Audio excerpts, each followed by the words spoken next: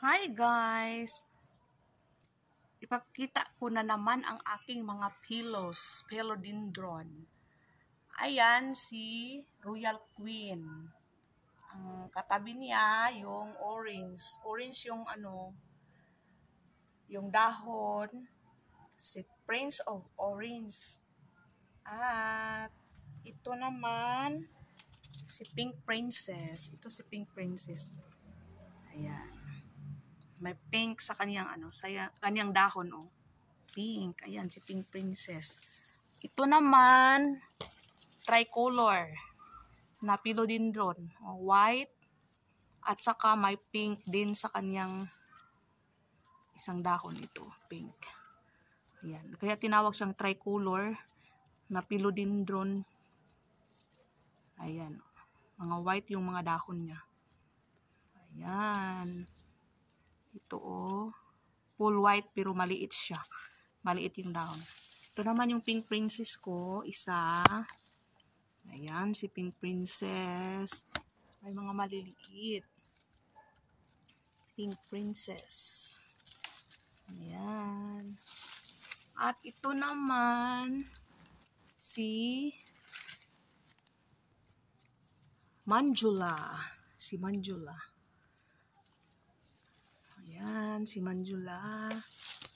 At ito si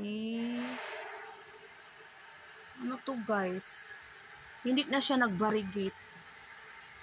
Ayan, si Barley Marks hindi nag-variegate, nawawala yung variegation. At yan si Giant Red Congo. Giant Red Congo, hindi pa siya lumaki. At yan si Prince Albert. Sobrang laki na ni Prince Albert. I-ano ko na yan. I-cut ko na yan at ilipat ko sa ibang pot. Yan. Yung iba kong mga halaman nasunog sa araw kasi grabe yung init ngayon. Ito yung aking mga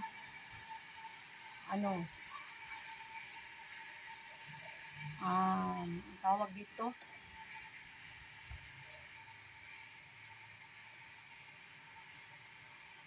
mga kalimutan ko na ito sila. Strawberry ice, syngonium, strawberry ice. Ayan yung mga dahon niya. Ganda-ganda ng dahon ni syngonium. Ayan, mga syngonium. Si Prince Albert, hindi kasi naklaro yung ni Prince Albert. Ayan si Prince Albert. Yan yung dahon ni Prince Albert. Ayan, sobrang haba na niya. Hindi ko siya nalagyan ng cocopool kasi naubusan ako ng cocopool. Ayan si Prince of Orange. Katabi niya si Prince Albert at saka si Royal Queen. Ayan. At aking mga Anthurium unfold, kinain ng mga kuhol. Yan, butas-butas yung dahon, sayang yung dahon niya. Ayan, ayang sa pinakatap niya na nasunog sa araw. Ayan. Ito yung mga bagong dahon. Bagong dahon, para siyang nag-variegate. Yan, black. Si black unfold. Ang tawag nito, black unfold. Sobrang laki na ng puno niya.